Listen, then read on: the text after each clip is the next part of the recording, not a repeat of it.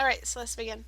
Form studies are a really, really great way, like a sandbox, friendly sandbox form of experiencing form, the really raw states of form, form signatures, light, experiencing lighting rules, physics, basic cause and effect, just the basic fundamental rules in lighting. When an object is this far away, the cast shadow is blurrier, etc. Form studies are a great way to introduce yourself into still life studies without the pressure of still life studies. So you kind of just really, really get to explore form without the label of whatever the object is that's behind it. So in a vase, you don't have to worry about, drawing only a vase. And that's the only lesson you'll get when it comes to spherical objects. Instead of drawing the vase, draw the core underlying shape, the basic geometry that sits under the object in its raw state, instead of giving it a label and calling it a vase. When you draw a sphere and different mutations of that sphere, you're introducing yourself to not only a vase, but you're introducing yourself to anything else that has a spherical bottom shape or skeletal shape. So the head, different kinds of jewelry, different anatomy, different ways of shading animals that have a spherical shape to them.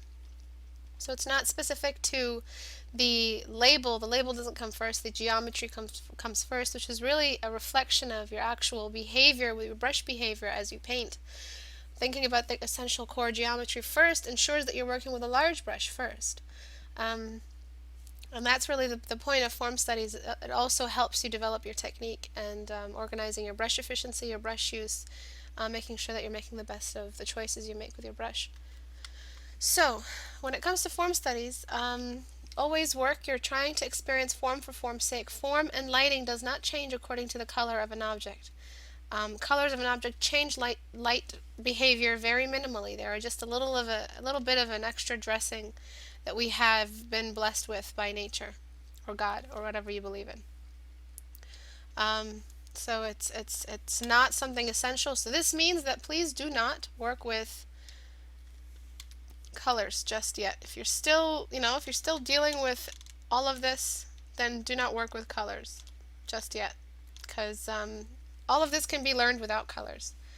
So here's the first, excuse me, I just did a throat burp. Excuse me.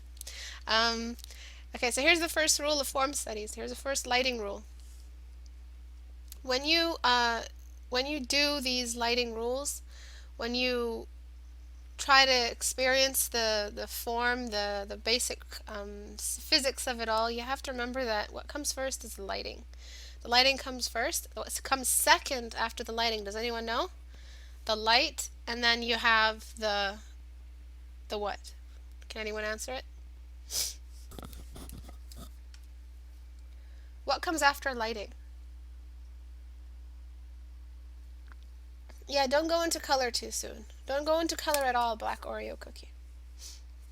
I know you want to experience with color. I know you want to I know you want to just, be creative and everything, but this is learning time. So cut color out of the equation for now. Core shadow forms, no. Shape, gesture, form, self-hatred, form, no. The room in which the objects exist. And the room has a color of its own. That's the environment color. The color of the room reflects the power of the light source, how strong and how powerful and how bright that light source is. So if your room is dark, the light source isn't that strong. If your room is light, that means the light source is strong enough. It's daytime light. And I recommend all of you kind of work with daytime light. So you guys need to start showing me your rooms. The room for this study should have been here. That way you get the appropriate amount of contrast. You get a chance to have some real secondary light source reflection. Secondary light source is impossible when the room is too dark, because there isn't enough reflection going on. So these areas will have been darker. You won't get so much secondary light source. What you're supposed to be experiencing in your form studies, you're supposed to be in sandbox form, experiencing some secondary light sourcing. This means that the object can only go so dark before some light comes in and diffuses it. So all of you should work with this level right here. It's a beautiful place, really nice midtones. What you had before was too dark. That's rule number 1. Alright? Rule number 2 of form studies, please remember that the object is not the background and the background is not the object. When we are painting these form studies, what we want to see is a nice amount of detail invested into the edge of the form study. So remember not to blend in any way at all, especially if the object is metallic or sharp. The object should not have any tapering or any smoothness in it, and that's why we use lasso tools. Lasso tools remind us the power of our outer edge to make sure that we are not depending too much on a black to outline. Instead, we are depending on the power and the cut, the immediate cut of our edge. Alright, so can everyone repeat that back to me, please? What's the importance of the edge for? What's that all about?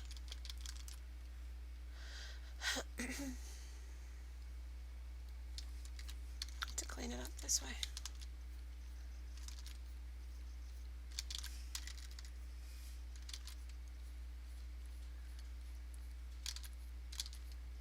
Okay. Power and cut of the edge. The power is outside a room. Is the outside a room? Yes, the outside is also a room. Room just is the general term for anything that is not the object that surrounds the object. Not to depend on line work. And when your edge is clean, a clean, sharp, unforgiving edge like this works like a line. So instead of depending on, remember last time I showed you guys that the slightest shade change can't be noticed if you guys are using soft brushes. But when you have hard brushes, look at how strong this edge is. We can see the separation between these two shades, even though on the color wheel they're so close to each other. Not blending really helps create nice clean edges, especially if it's a background or the main object, if it's negative space and positive space. That's all very, very necessary. Alright, then there's the light rules. The rules of the light come after. So the object comes next, and the object is not visible unless it has shades and edges to it. So as you shade the object, you have to think about the z-axis, the cube, and out of the cube you start to choose the light source color. Not the light source color, the light source intensity, sorry. What is this? What's going on?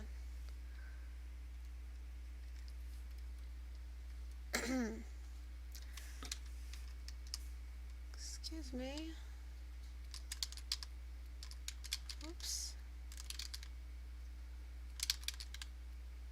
Sorry, I just have to clean this up. Alright, select inverse. When we have a bright object and we have it in we have a bright room and the object is inside the room, what's going to happen is the shadows are going to be diffused depending on which side of the object they face, which side of the room they face. So each face over here is separated by angles and harsh edges. So when you add in secondary light source, you have to respect these edges. So over here I'm not blending it all the way through. I'm trying to separate that this edge and this side are not the same. And I'm bringing in a secondary light source. This side here gets more light to it because it's looking out, and this is hidden under this canopy of form. So this also doesn't get. What happened? Select inverse.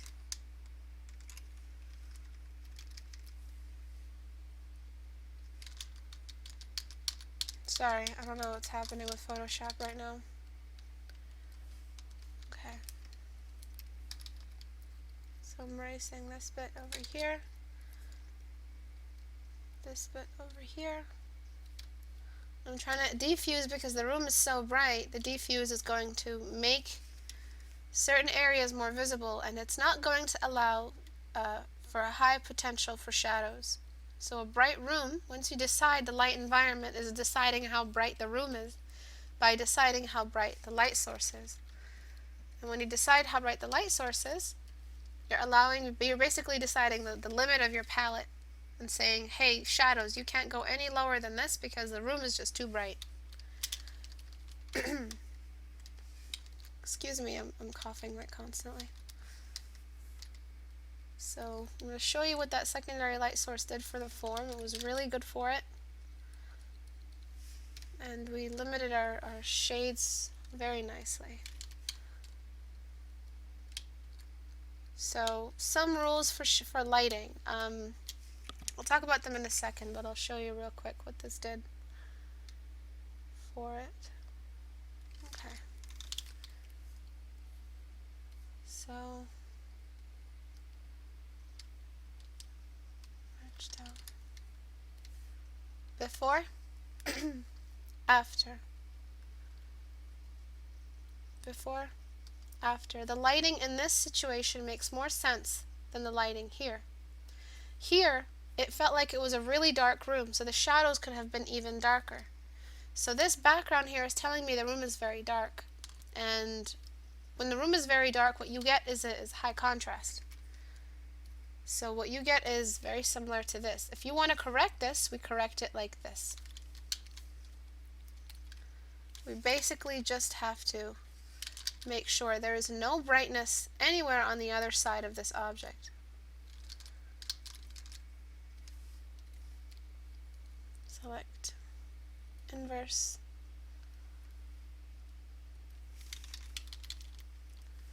Darken. So if we want to correct it, we basically do this. Sorry.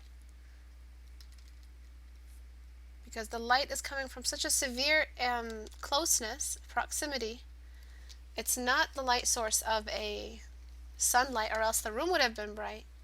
So clearly it's a high contrast pinpoint of pin light that is extremely powerful, but also very small, causing some very, very severe contrast in the image. So if we want to correct it and make sure our object seems like it's coming out of the same environment, we have to make sure that our brights are bright and our darks are dark, and there is no space for midtones. So adjustment, brightness, contrast. When you have high contrast, you have no space for midtones. So this is pretty much how this should have looked. Just like this. The room is not bright enough. When you do decide on a room that is bright, you have to reveal the midtones more. So when you have a light environment, more midtones are visible. Now, if you guys have ever watched my basics of lighting, you know that I talk about this technique, which is basically out of every angle, we have lasers coming out. Every face, every angle, we have lasers coming out. These lasers are actually measurable in the real world. They're not coming from the objects. It's just the light, the path the light takes when it reflects off an object. And everything reflects back light this way. Everything. Even except blacks. Blacks don't reflect back because they hog all the light. That's why they get warmer. So when you think about a light source that has a specific direction coming out of one area, so let's say the light is coming in over here, you have to think about how the light, first of all, works as a vanishing point for all of these angles. Just like this. Which areas are parallel with the light source? So this line and this line are parallel, but facing each other, so they're clashing. So one is going towards the other. That's how you know you're going to have a highlight. So your placement of a highlight here was spot on. However, we have areas like this and areas like this that have lasers that are not parallel with the laser of the light source. Or the ray. Basically, you can replace the word laser with ray. And so you're telling me that the light source being this up close, you're telling me this area, and this area all have the same brightness level, even though none of them are facing the light as parallel as this one. So in conclusion, by what's that term? By what's the term? By the process of elimination, this area is the brightest area in the whole object, and everything else is a step down from that object. So when you do a lighting situation and decide how bright your brightest is, that's your reference point, that's your anchor. Everything is compared to this. So you cut this in half, that's the brightness of this. Cut this in half, that's the brightness of this. That's the core technique I work with. Also, this method helps you decide where the cast shadows are. Look at this. The vanishing point, you can measure the vanishing point. You can actually work from it as a vanishing point. It's really amazing. You can treat the light source as a vanishing point for all of these lasers. This point here blocks the way for light to travel in this area, so we're going to get a cast shadow. And I'm going to throw a cast shadow in there in a sec. It might be a very diffused cast shadow because this is metallic material, so it's very reflective. Where else do we have a cast shadow? I guess that's pretty much it. We have a shadow traveling along this way, so this area gets way darker because all the lasers are almost perpendicular with the lasers of the light source. When we're talking about the other side of the object, so you have to look around and look for the right angle, this right angle right here. When we are talking about these lasers can at one point be parallel, but they are not facing each other. One is facing this way, they're facing the same angle. They're both traveling in the same direction, so at no point can light bend and then reveal this area to be bright. So this area, after the right angle, the cube influence, becomes dark. So I know that looks like a big mess, but basically I'm explaining my thought process on how I'm going to correct the lighting in this image. So let me first find any of these areas here.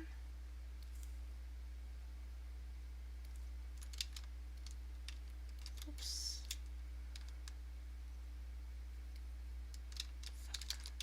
Sorry, I'm swearing a lot these days. I'm just really angry at life. Okay. Oops. Let's add smooth line here. I'm going to preserve this lasso by bringing it into a new layer and just doing that. Alrighty then. Select inverse. Let's add all of these different corrections to this image. So at first, usually I start off with my, I kind of see these images, these rays, the light rays and the lasers reflected in my mind. But you guys can draw the map first and then make the layer a little bit less visible, and then just follow what the lasers are doing till you start seeing it as well. But for now, I'm just going to use this method. This area is going to be the brightest, and I don't want it to be that bright, so what I'm going to do is darken everything 1 degree.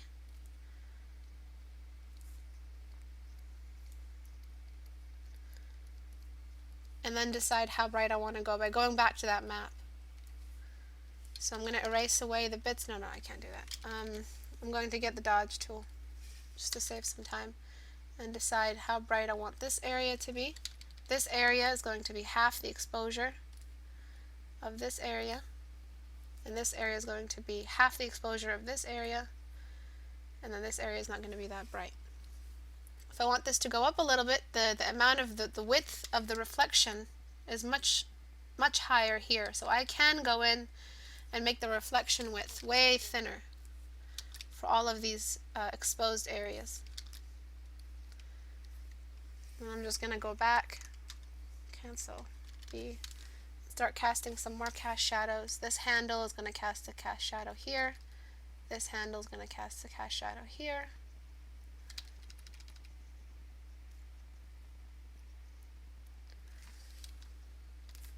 This needs a little bit of light on it.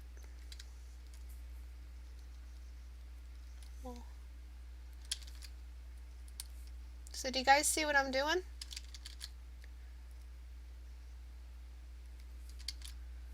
And then the secondary light sources are here, and they have to also work in rays. So the ray width, the reflection kind of capacity, so the specular, they call it. Just like that. And slowly the objects are going to start coming to life. Objects are sharp only on their edges if you're drawing a knife. So what happens here is we need to see the planes in between the planes. So between every one of these planes is a sort of a subplane, or like an in-between. And we kind of just have to find that, because you don't make every angle of the weapon sharp. It's only the edges, and you can even see the plane in between each edge on the microscopic level. But as for everything else, it's not perfectly sharp all around. There's going to be little bits in between. And that's kind of what I'm drawing in right now. So remember that the lasers, remember those, because they're really going to help you make sense of the entire light environment. Deselect. As for these unclean edges, we must clean them. Always make sure your edges are reflecting the texture behavior of the object in question. If it's a metal, very, very clean. If it's skin, kind of fuzzy but still clean. If it's grass, very, very fuzzy. If it's fur, absolutely fuzzy. It's not going to have a clean edge like this. It's going to have a bunch of little micro textures. Always remember, the edge speaks a lot. Everyone write this back to me. The edge speaks a lot about, the edge expresses the texture. A lot. Include a lot in there somewhere. Find your own creative ways of including the a lot that I want to talk about. Okay, then there's another rule. The further the object is from the light source, the less contrast it has. So the contrast available up here is much higher than the contrast available down here, because this brightness went this high, so the shadow is going to go this dark. So meaning, down here, this object needs to chill out. And up here, the object needs to kind of just toughen up a little bit. Give us some more contrast. Edge down. I'm going to get rid of this because I want there to be more darks. So burn on shadows, protect tones. And I'm just going to burn that a little bit. And the object is slowly starting to become more and more realistic. The handle needs a little bit of work, but this is pretty much how you want to work. You want to always think about the presence of the light source. And finally, when you have reflective materials that act like water or act like a mirror, they have a ray of light coming out of them. So wherever you have reflection, you're going to have that glow. It's just that's the material we're talking about. We have to completely consider the material in all its aspects. So this reflection back is very, very important to, again, reassert the texture behavior. Alright? So yeah, we did a form study, but we still painted an object. So form studies aren't just drawing random polygons. It's drawing the polygons that are beneath every object in the world. Alright, so on to this one. Well, the only thing missing in these are beautiful, nice, crisp, clean form studies. The only thing missing was the cast shadow. We need to see a cast shadow running right across this object to make it make sense. This light is coming in this way at this angle. This is interrupting it. So remember the lasers. And this interrupting it means this is the actual remnant of the light source. This is the actual light source traveling across. This is part of the vanishing point of the light source that we saw earlier. Everything else seems to be pretty top-notch. This object seems closer to the light source than any other object. So this would get more light to it than all the other objects. You might want to make the background a little bit lighter. I don't know, it really depends on what it is that you're trying to express about, you know, the open space. What kind of open space is it? How strong is the light source? And finally, please remember, not finally, most importantly, always ask yourself, what is the color of the form study I am drawing? I know you're drawing in grayscale, but don't get me wrong here. Just because we're drawing in grayscale doesn't mean we're not thinking about color. Yeah, you're drawing in grayscale, but you always have to be asking, what color is it going to be? Alright? So that's adding, but that's not eloquent, so I'm just gonna, just add that as a sub. So what color is it? I know you're drawing in grayscale, but always ask yourself, what color is it? Everyone write this back to me. Even though you draw in grayscale, always ask yourself, what color is the object? Because if you guys don't ask about what the color the object is going to be in your form study, you will, and I have seen it, and you will do it. I have seen you guys do heinous things. Things, unspeakable things. Things like this. This is wrong, because if this angle here was this light, it means that this object is a white object. So what happened here? Why were these sides not moving up along the scale? So if it was going to be a yellow, or if it's going to be a really light orange color, this object, all its values have to be relatively high, unless you got paint and then painted this in. This is why I always refer to it as pigmentation. When you have paint on a face, makeup on a face, these are all artificial shades. They are not part of the real scale of the object, the naked object all by itself. A makeupless face. Face with makeup has sides of its cube that are painted in black, that are outside of the natural I guess, scale that it comes with. So the edge screams texture. The edge expresses the edges a lot. The edge is a chatty Kathy. Edges everywhere. The edge is important. No. You guys aren't getting. The edge expresses the texture as much as, the inside of the edges. Istebrak, how long is Q at the moment, just to get a wait time perspective? I'm going to be kind of just going through everything. Maybe we'll hit 2 hours. I'm not really sure, but I want to cover everything today.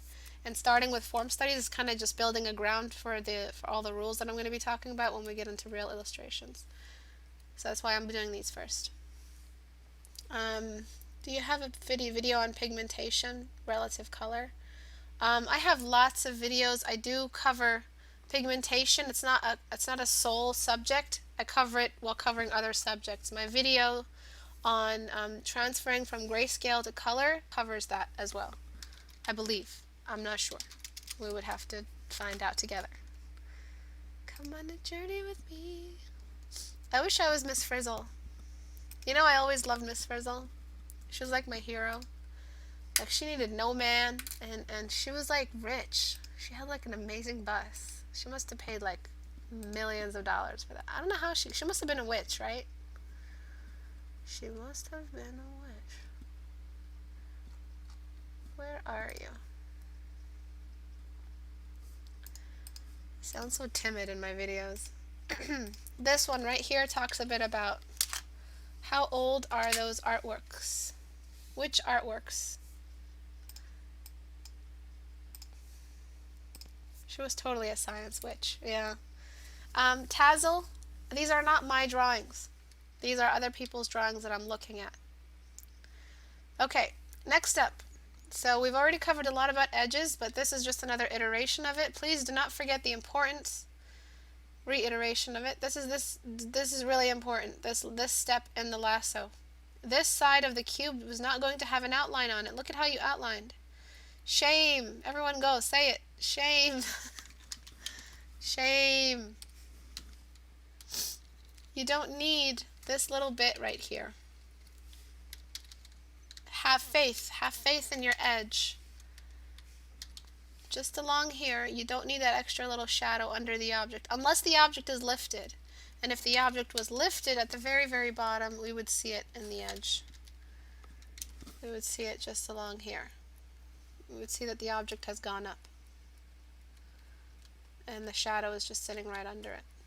But because that's not the case, then make sure your edge reaches all the way to the bottom, because the object is sitting too close to the ground to allow a cast shadow to be visible. So please also don't forget about the importance of your edge. It has to be clean. The object stops, the background begins. The atoms stop dividing, the background begins. And always remember, check your grayscales. Make sure it's perfect grayscale. Color, flatten.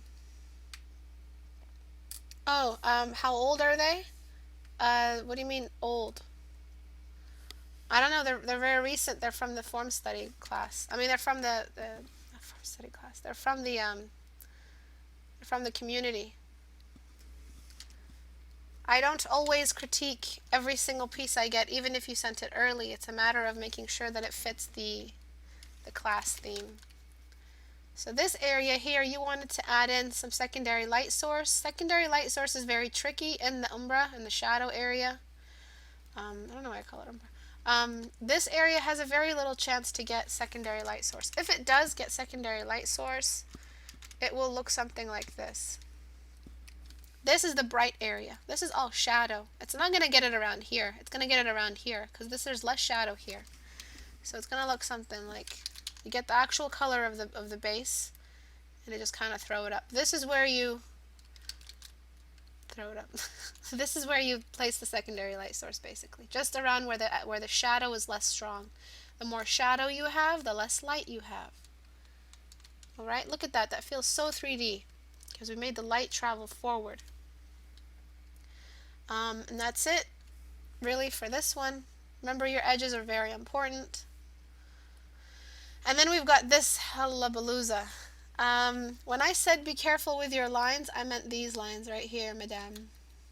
These lines are telling a very, very different story about your process. So be careful with the lines. This is amazing. This is beautiful. It looks like 3D graffiti. Good job on this. Light, shadow. Beautiful, beautiful job. Kind of seeing a real fear of cast shadows. You had a lot of chances to cast shadows here. One of the chances is this beautiful little area. Here. And here. Oops.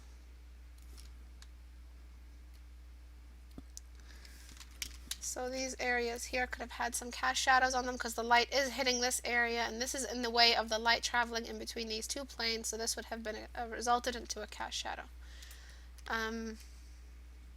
These lines here, be careful with them. I don't know if they're lines, I think there's just the remnants of inaccurate lasso, but be careful. If this is a cast shadow, the cast shadow takes the shape of the object casting it. Everyone write that back to me. The cast shadow takes the shape of the object casting it. Very, very important rule. So here and here. This is the shadow of this diamond.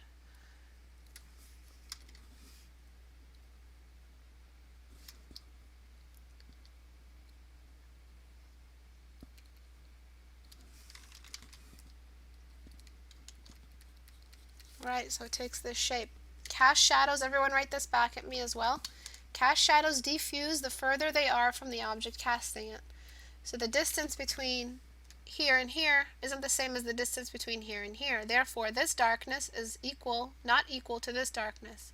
This is lighter than this level because this object and this object are not the same equal distance as this object and this object. So this and this, more diffuse shadow, so it's a brighter shadow. The further an object gets from the object casting it, the brighter the shadow is going to be. So this gets more and more diffused the further from the source.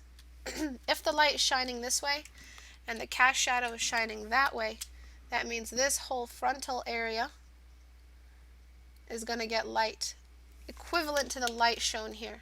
They're nearly the same angle. Just like that. Very important little rules. Don't forget about your lasers. It's very easy to throw in some shades that are relatively nice with each other.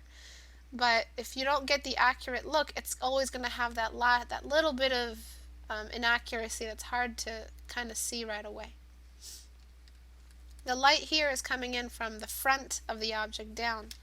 So this whole section here should be dark, but you're kind of forcing a cast shadow as if the light was coming from behind it. If the light was behind, casting this shadow down, then all of these areas here would not be this bright. So this whole area here needs to be one consistent shade. Probably a little bit bright because it is facing forward, and this area here gets darker and darker as you go in. Because the light is just coming in. If there is any chance of cast shadow, it would probably travel this way. Because it's this one's cast shadow on this. Oops. Just like that, barely visible. Always think about your lasers. That's really what's going to reveal it all. The light, if it was coming from the bottom up, casting this shadow, then this object here would also have cast a shadow.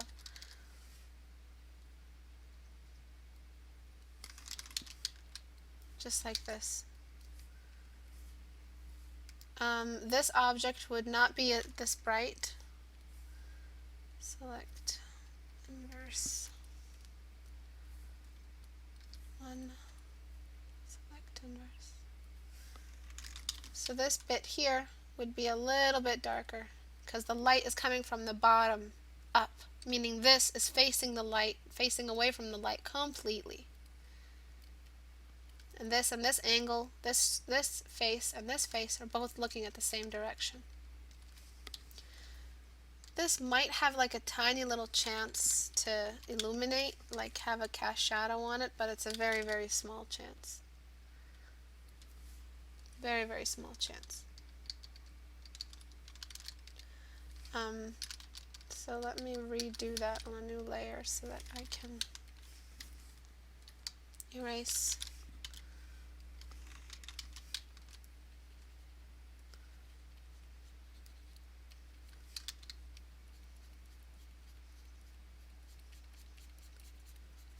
Okay.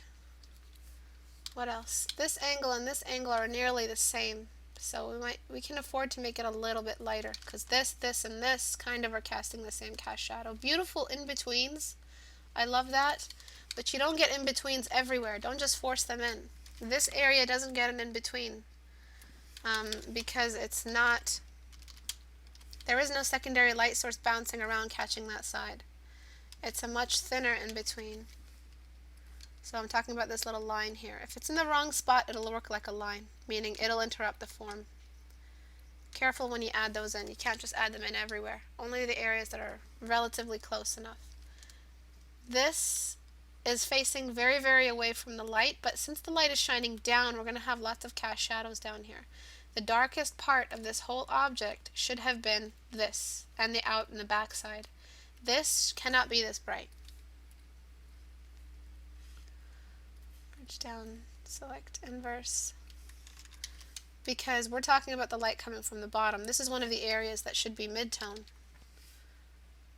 This would be a cast shadow. There would be lots of cast shadows in here. Sorry guys, I'm not looking at your comments. It's a lot to cover. Something like this, I think, I'm guessing. And then we have the diffuse. Where is it? Lighten. And then this and this, they would have to switch. You switch this shade with this shade and this shade with this shade. Because the light is coming from below, these should not have gone this dark. Always think about where the lasers are sourcing from. Write that back at me. The laser is a vanishing point. The light source is a vanishing point for the lasers. Always think about the source of the lasers. Meaning always think about the light source. This area here, select inverse, hide. The light is coming in from this direction. So we would have big chance to throw in some secondary light source around the curve. Remember, when we have curves, we have a great margin for secondary light source to travel along and diffuse in a straight line. Curves are very smooth. They kind of make the light bend. Light doesn't bend, but it kind of feels like it does along curves. This area here is not facing the same angle as this angle. So this would be illuminated just like you did with this. This bit right here. This and this cannot have the same level of light because they are distant at different distances from the light. And you have this, all of this square faces the same direction. So you need to make all of it have one shade and just decide on that shade.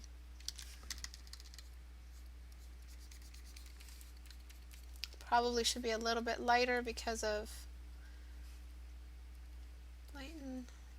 Because of the fact that, you have to ask yourself, what color is it? What color is it going to be? Is it a whitish object?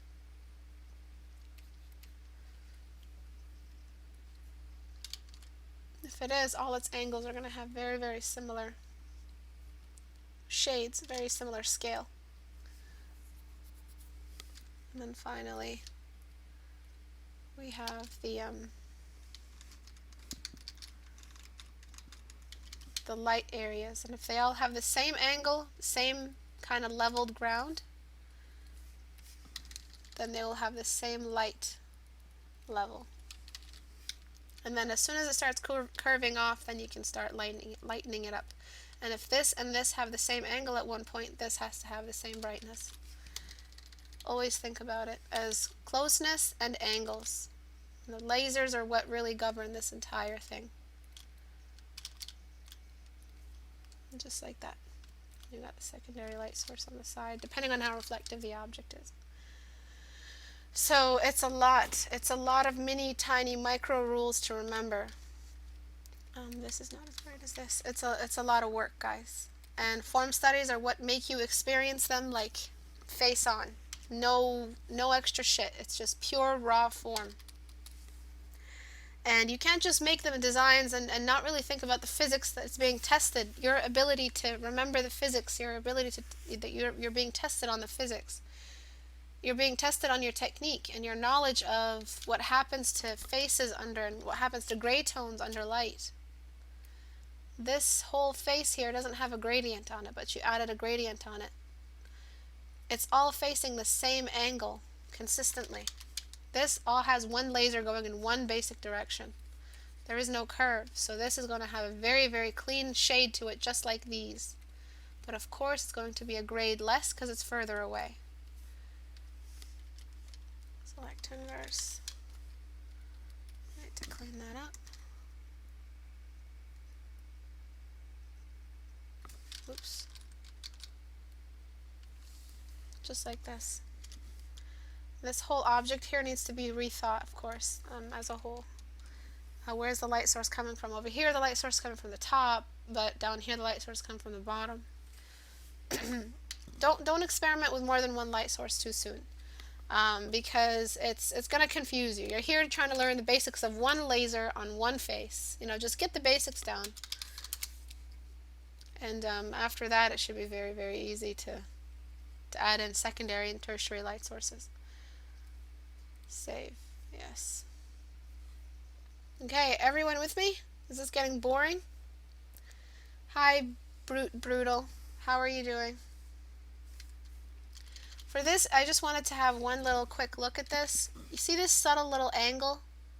Basically, to make it feel like this object is in the distance, you just need to get the background color and throw it over the finger. So the finger feels like it's at an angle very similar to this one, because this one feels more further away. But all in all, this is an amazing hand drawing. Thank you for showing me the sketch. Thank you for getting rid of the lines. This is beautiful, and this is kind of what I want to see from all of you. Beautiful edge work, confidence in your edge work. You didn't blend, you didn't overblend in areas that really are very severe edges, very severe peaks in the anatomy. I see an amazing difference between the fat and the bony and the muscly. You can feel the fat collection just over here, and then all the bone structures moving around. And you have a different brush behavior and more opacity and more edges, I guess, unblended edges when we get to the bones and the tendons. Beautiful job.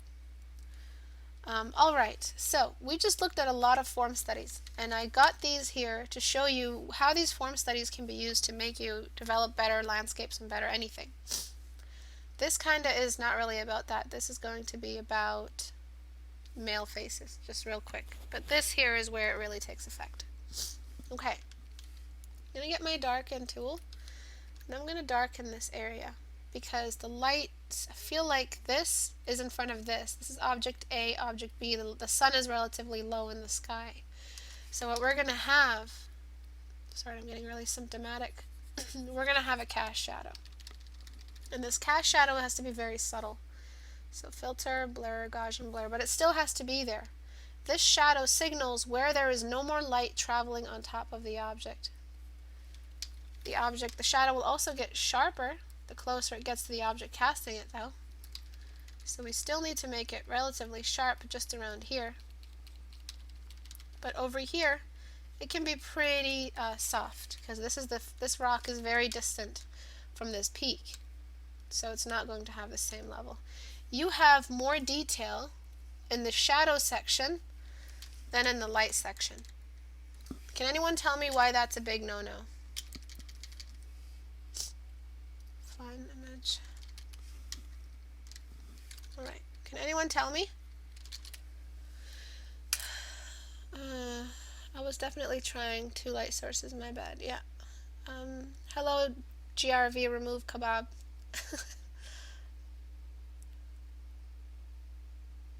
um,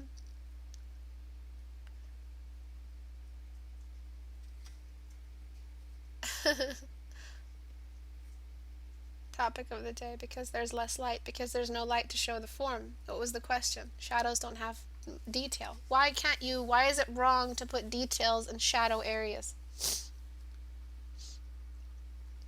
Yes, the detail should be in spotlighted area, not spotlight.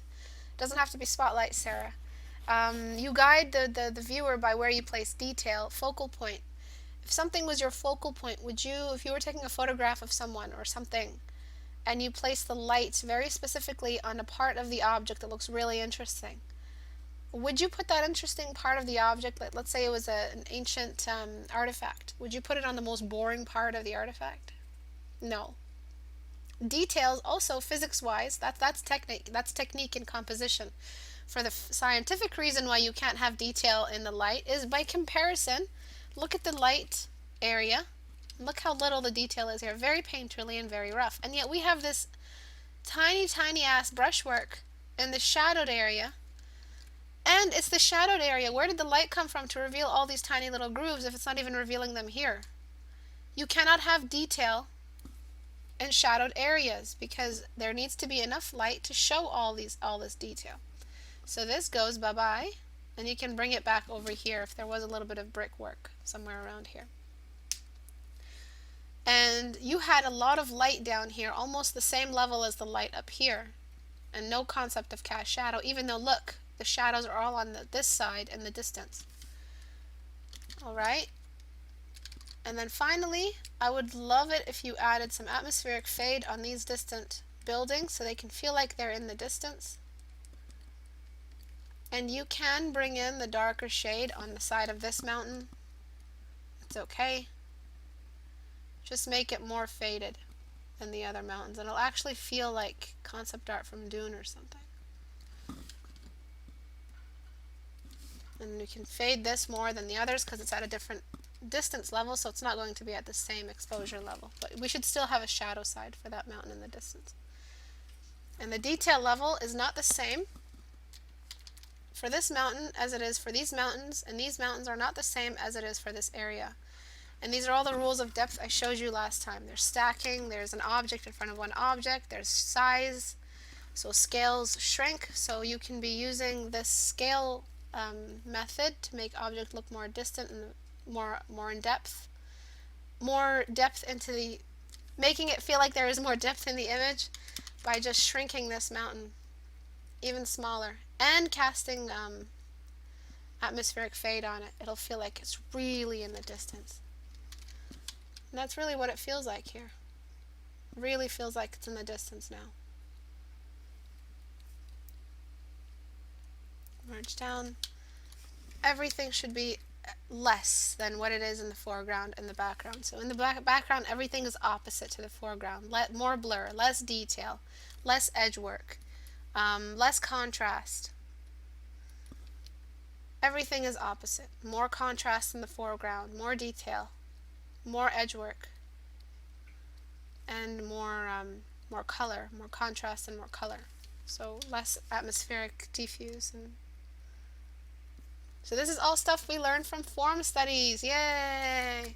Form studies are a really friendly way to learn all of this. You don't have to paint a landscape. You don't have to deal with color.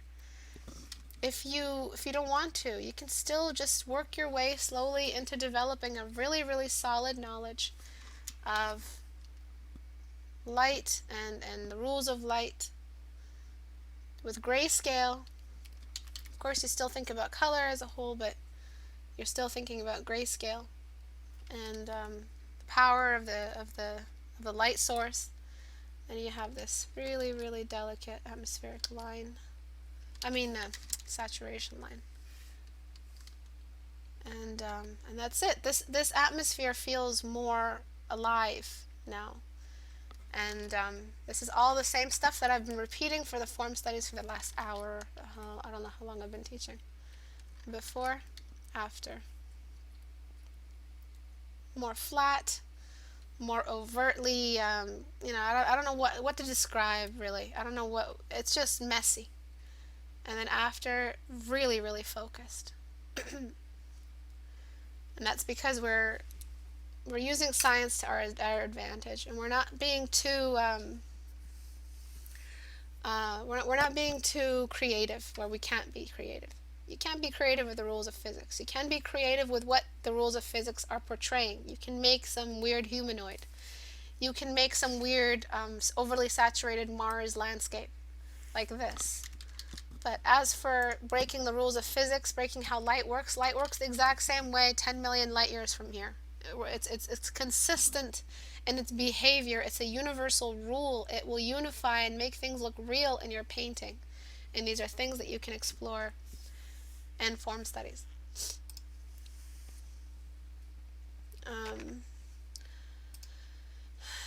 I'm actually scared when she touches my vein sketch. Where is your vein sketch? Which one is it, Tazzle? I wish I could say the same, but can't bring myself to draw recently. I feel I have no goal while drawing, like I don't have a plan or what I want from art. Why is this pressure to know what to do with yourself out there? Who's asking you? Mute Lava, answer me right now. Who's asking you where are you going with your art? Who's asking you that question? You're a student. If I asked you some really, really complicated, or giving you a really, really complicated lighting equation question for a test, you probably would have trouble with it. If you're going to have trouble with that answer, you're not going to have an easy time answering what are you doing with your art. If you are constantly under the illusion that you have to be doing something with your art right now, you're not going to learn. You can't. I'm sorry, students, listen to me. No one is asking you to save the world with your art right now. No one is asking you to come up with an amazing art thesis or the next best style or come up with the next best movie concept art. You're students. You shouldn't feel the pressure of production. You shouldn't feel like you have to produce anything. The only thing you're responsible for right now is introducing yourself to all of this complicated mess that is the world and all the complicated mess that is physics and art. That's what's going to make you draw good. When you're done drawing good, okay, when you're done learning how to draw good, then by all means feel that pressure what you're going to do next, all right? And you can join me on that boat because I have no idea what I'm doing with my art. All right? It's normal to feel that way. Just please do not let it cripple your learning. Now, who's asking you? I just want to know so I can punch them in the face. Who's asking you, what are you doing with your art? Don't, if it's yourself asking you that question, tell yourself, shut the fuck up. I just want to learn some art today. This is sandbox mode. I'm going to play in my sandbox. I am not out to make the next masterpiece. I am not out to be the next Da Vinci. I'm not out to do any of that. Right now, I'm just trying to learn some basic physics right here. That's enough. That's enough of a task. All right? All right, guys? No, I'm not a thug. I don't want you guys to cripple your learning, and it's not a healthy way to learn by always asking yourself, who am I? What do I do? There's the who am I question is really overrated. All right?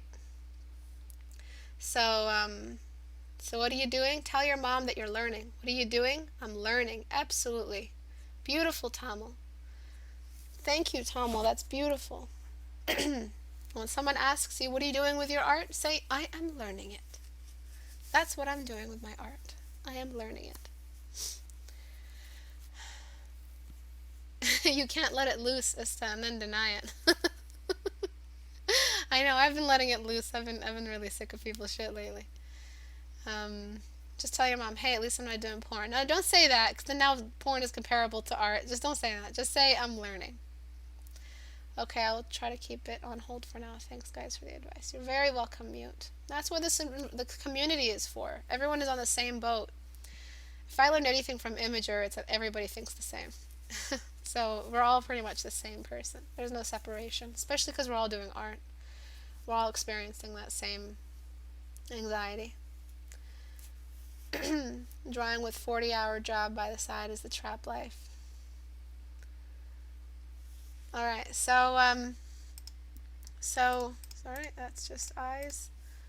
So, Any questions about today's work with forms before I jump onto this face analysis? Any questions? Gonna repeat. I sent it to you on Saturday via Facebook. Chat spam denied me. What is it, Tazzle? Can you link me here?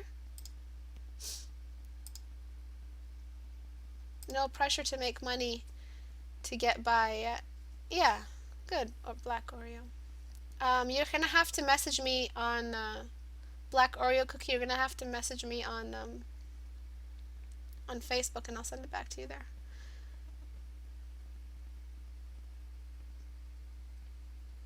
Link your painting. I don't have the painting, Tazzle. What did you send me on Saturday? Are form studies the best way to improve my use of cast shadows? I don't know how big of a yes I can give online, but fucking yes. Hell yes. Absolutely. Yes from here to Timbuktu. I don't know. Yes times 5. Yes, yes. All of the above. Check mark. Yes.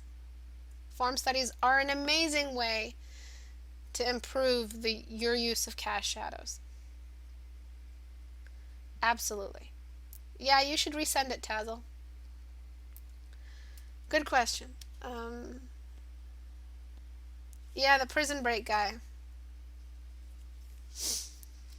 Alright, so when you draw, even if a guy in real life has these kinds of features, really, really, the only time you'll get a guy that looks like this is after some major plastic surgery. Even if you use the reference. Now, hear me out. Even if you use the reference, your version is always a cartoony version than the photograph, unless you're doing photorealism. This is not photorealism. This is this has gone through the filter of your techniques and gone through the filter of your brush work and brush behavior. So, in order to stay away from the caricature it has become, we have to bring in the rules for gender tropes, gender signifier rules, to help bring masculinity back to this poor fella. Not that it's bad to be feminine, but we've gotta interrupt some of this stuff. He looks like he's basically Garen. Garen may be a pretty boy, but I don't even know why they drew him like that. He's supposed to be like the toughest guy in Demacia. He fights every day. He comes back after a big fighting, I don't know, and he still looks so pretty. How has he not lost an eyeball yet? Anyways, so I'm increasing the size of his nose relative to his eyes. He's still going to be cute. Don't worry. He's still going to be cute. I'm shrinking his eyes. And his lips are way, he looks like he has on some really, really nice nude lipstick. I'm going to increase the distance between his nose and his lips, and I'm going to make his lips way less plump and full. No more full lips. I'm going to give him less of a perk to his lips, less of a pout. And the width of his mouth is going to be increased. And please remember, when you have nude lips that don't have any makeup on, what happens is the skin pretty much blends and you don't have any severe edges. Top lip is always darker than the bottom lip. Even if this was a reference, you made him beautiful. You made the reference too beautiful. You made your reproduction of the reference too beautiful. Because, I don't know, you're used to drawing females. This light would kind of travel a little bit lower, just around here. Around here. Okay. Let's take a look at the before and after. Everyone ready? And he kind of looks like he's wearing makeup too. You gotta be really careful with what you're doing. He looks like he's wearing makeup on the inside of his eye. I'm just gonna get rid of that. Right here. That's a little bit too much eyeliner. You wanna, if he is wearing any makeup, you wanna make it seem like it's on the outside of his eye or something. Just ease up on the shadows here. They do not look masculine. They look very, very feminine. This eye is less bright than this one. This one has the most light on it. And let me fix real quick the angle of this eye.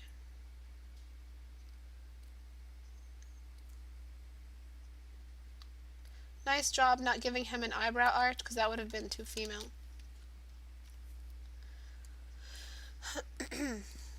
Alright, so remember, when you do a cartoon version of something, you're always doing a caricature version of that reference. Your version is always going to look more caricature-y. Do you guys see what happened before? See that feminine? After. Now he looks like he can kick ass, but only in a photo shoot. But here he looks like he's ready for his photo shoot. Alright?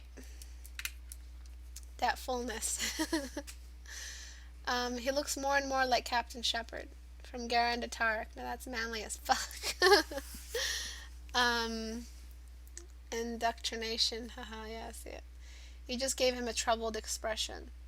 Oh, well, that's what, like, I don't know if it's commonplace for warriors to get glamour shots, but you kind of want to look like you're worried if you're a warrior. You guys are currently designing a character. This is a character design. If your character isn't behaving like a warrior, something's wrong. If he doesn't look worried or he's battle torn, then you guys didn't draw a very successful warrior. War is in there. War. The angle of his jaw too steep. I don't think so. I don't think I need to change the head shape at all. I don't want to change too much of what the person added. I'm just looking at tropes right now. I'm not gonna nitpick completely. Just this. This is really what popped. That pout. Kind of looks like a really, really female warrior. Nah, lips were pretty off, in my opinion. The lips were fine, though. You changed the facial expression.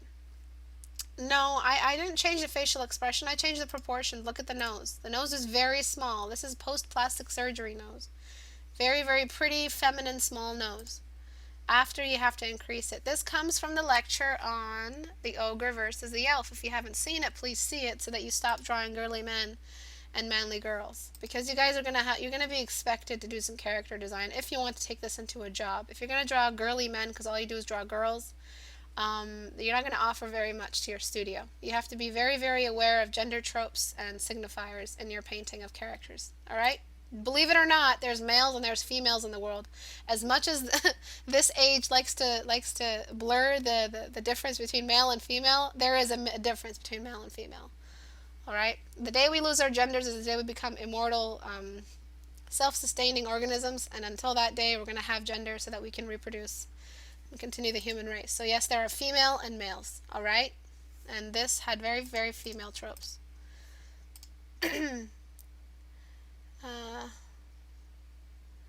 Shouldn't the shadow cast by the shoulder plate be a little sharper? Yes. Shoulder plate. Yes, yes. Oh, hi, Mickens. Absolutely, I was going to cover that as well. The light is coming in at a very severe angle, so I'm not sure how I would do this. Let me just try to find a really smart way to do this. I think that'll work, because you have so much detail in here. It's going to be very hard for me to paint over your stuff. And then where we have pigmentation, we erase.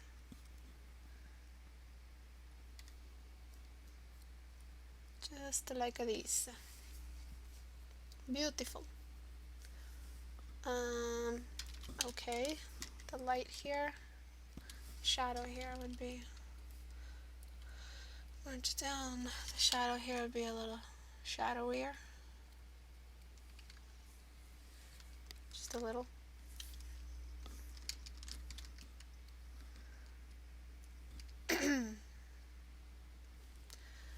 Asexual reproduction for the win. Yeah, we're not just there yet. Evolution hasn't really brought us to that point yet. We have too many wars to be attempting asexual reproduction. We're too busy trying to make money. I want to draw a pansexual man. That's nice.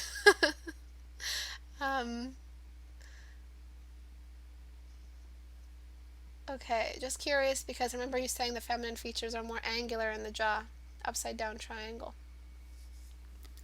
I'm not sure what you mean. So large eyes.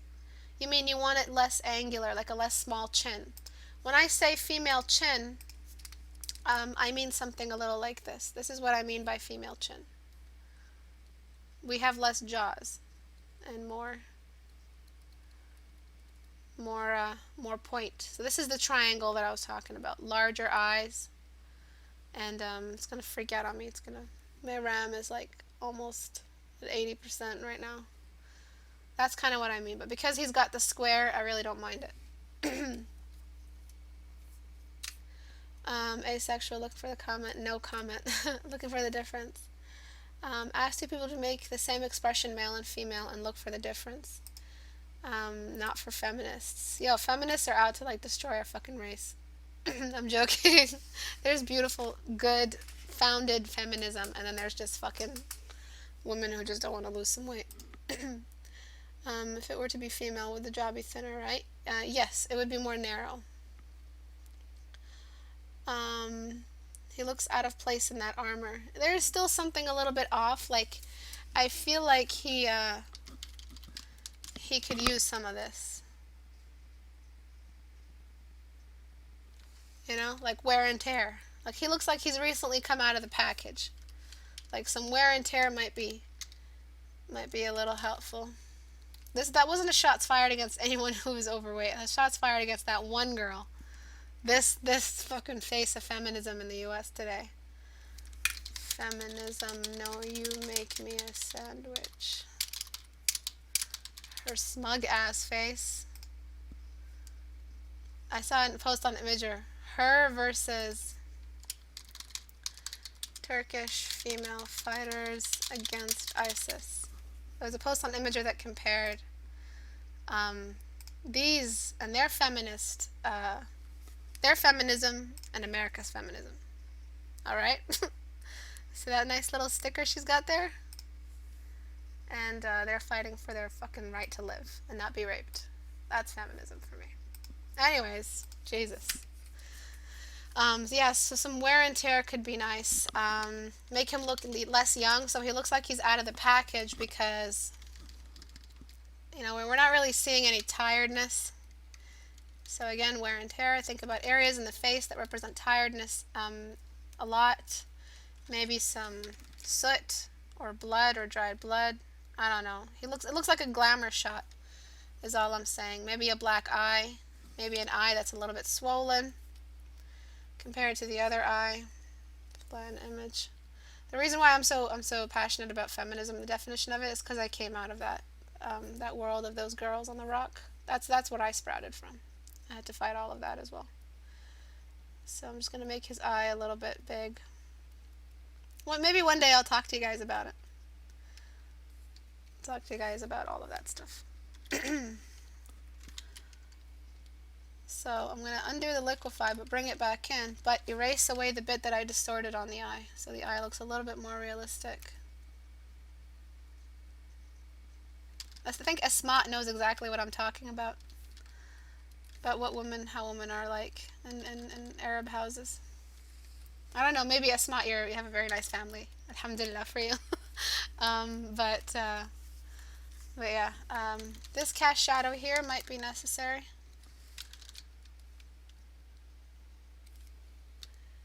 You know, this kind of wear and tear feels like it'll really change the image a little bit. So let's look at a total before and after now. Before, after. It kind of seems to fit into his armor now a little bit. I don't know, what do you guys think? You're just a rapist apologist, Ista? What do you mean, rapist apologist?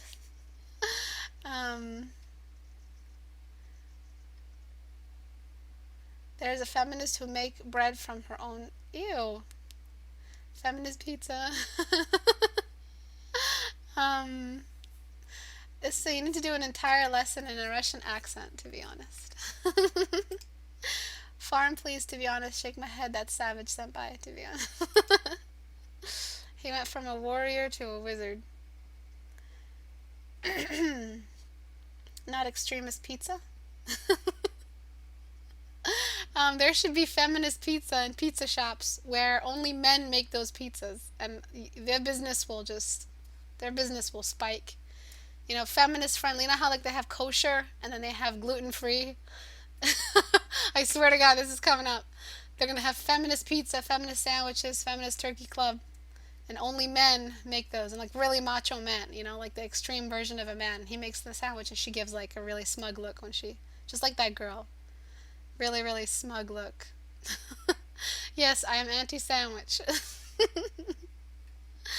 um, he looks fed up, which is the objective. Yeah, exactly. Into feminism. I'll just beat up your character. He was a pretty boy. I'm just saying this for character design purposes. If this was a glamour shot, then I guess you could leave it the way it was. But please do give him some more male gender signifiers. These male gender signifiers come out of specific hormonal levels in the body. And like I don't know, unless he was Tarek, I don't know really. Think Darius, all right? When you're talking about armor plates that are this big, just think Darius. Please don't think like something. There's a story in his face, Istebrak. Is that in a way what it's like to paint drama? Absolutely, Nurlo. You're painting the narrative of the character, what the character goes through. You're in their expression in their eyes, the subtle nuances and expression also tell a story. So that's the narrative, the inter-narrative, or the intra-narrative. Is that what it's called? Intra narrative.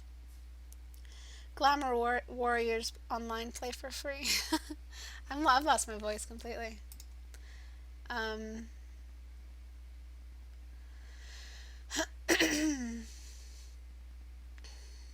um,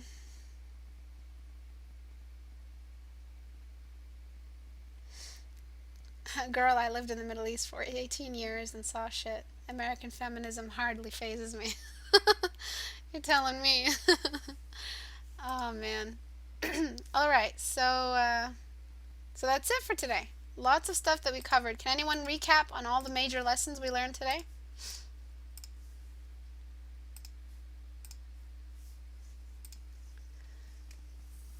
Give him a beard, yo. Stubbs. His enemies see his worried warrior face and lay down their weapons out of pity. That's good.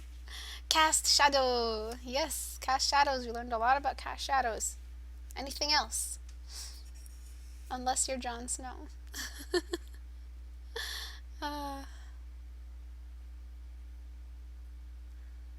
Pretty ain't warrior. Unless you're Jon Snow. Form based on light sources. Yes.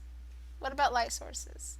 Enthusiasm, as he says, we learned lighting, too, environment. Think of light reflections as lasers. Beautiful. The light rays. Beautiful.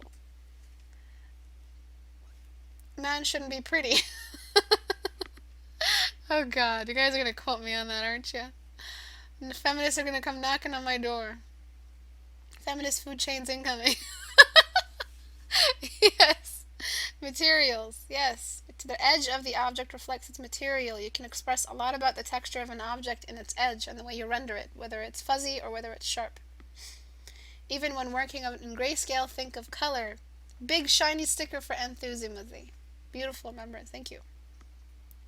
Reflective materials have a glow. Beautiful. Laser technique. Beautiful. Cast shadows take the shape of the object casting it. You just have amazing notes, don't you, Enthi? You just copy pasting your notes. Ista is a thug in denial. I ain't no thug. Light equals details. No light, no details. Beautiful. I'm so proud of you guys. You all make me so proud of you. These are some really, really tough lessons, and you're all here taking it in. I'm so proud of you guys. Everyone pat themselves on the back, like IRL. Pat yourself on the back, for reals. I will know. Play Post Malone. Really? You bought a notebook for my classes? That's adorable. Thank you. Thank you for taking so much out of them. I appreciate it.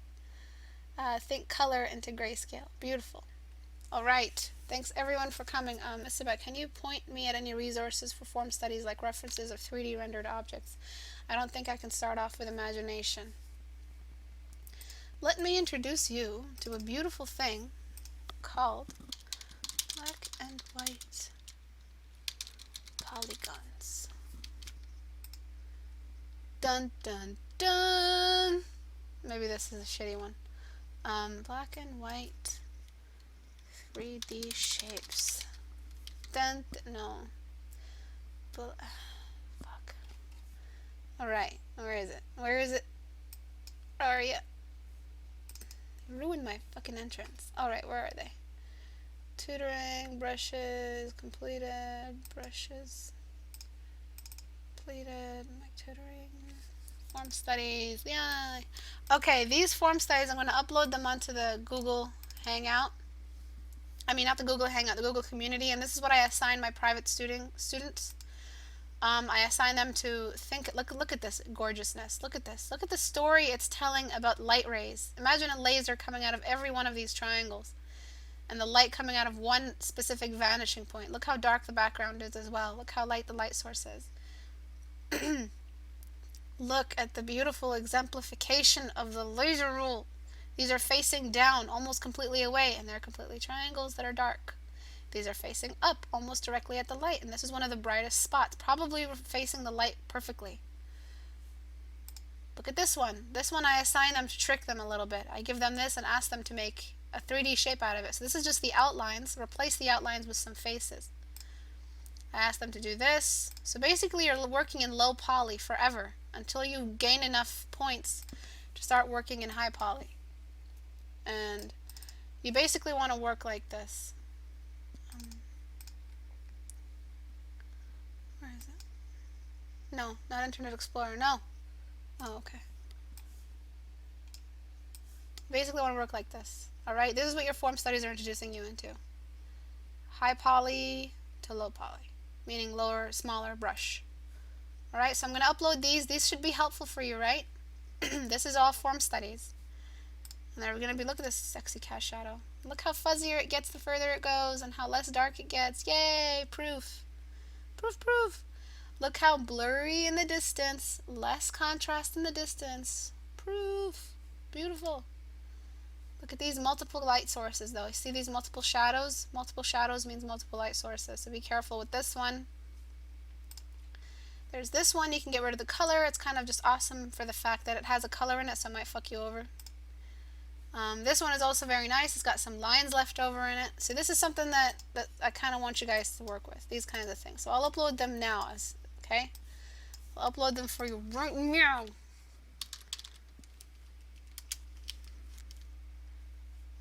Upload. Where is the upload? How do you upload? Join community. What the fuck are you talking about? Change my Google account. I have two. Annoying, goddamn, annoying ass. Alright, so, oh my god. Why do you do this? I'm the instructor. Why are you trying to take my title?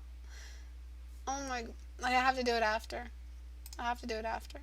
It's not letting me use my friggin' account. I'm not gonna give up, I don't care.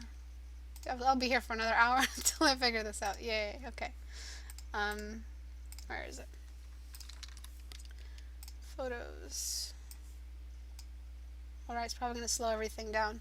But work from these, grayscale them if you're not ready to, if you're not ready to work in color, grayscale them, you know how.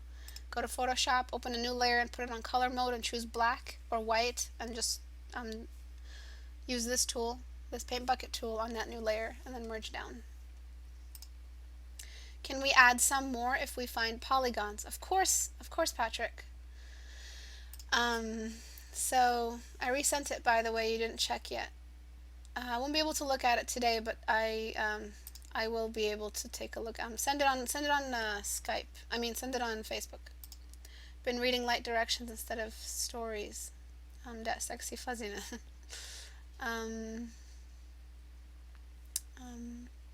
You made your own 3D shapes. Very nice.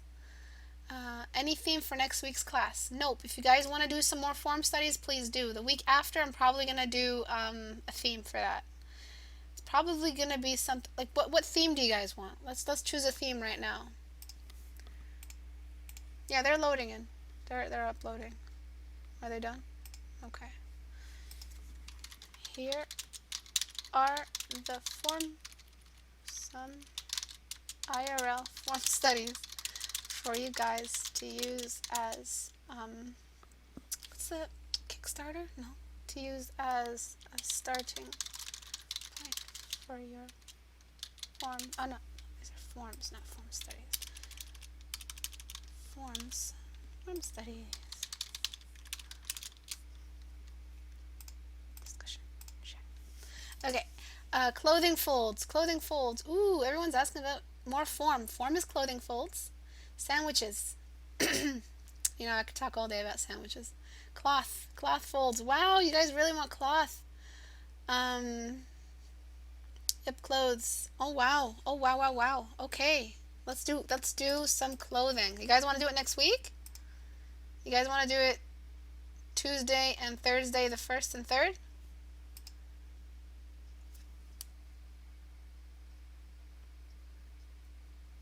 All clothing. Right? Or do you guys want to do it this Thursday? I don't know. I feel like we should just really give some time for I don't know, for more people, but we can do clothing. Yeah? You guys want to start Thursday? You guys want to start Thursday? You know, there's some like older people in this town that say Thursday instead of Thursday. Oh, you can have the renting by Thursday. That was my landlord. Don't tell him I did that. You want to do more form studies first? Next week. Okay. All right. Oh, I love you guys. All right. So 1 and 3 of December. Number 1 and number 3 day of December. We will have form studies. Thursday, cloth study, form cloth. And then on Thursday, we're going to have more form studies. So y'all send those form studies in if you guys want me to have you guys a lesson. All right. I forgot. I'm done. I'm tired. So thanks everyone for coming. I love you guys. Oh, and happy Thanksgiving. For those who I don't see, happy Thanksgiving. Bye bye, guys.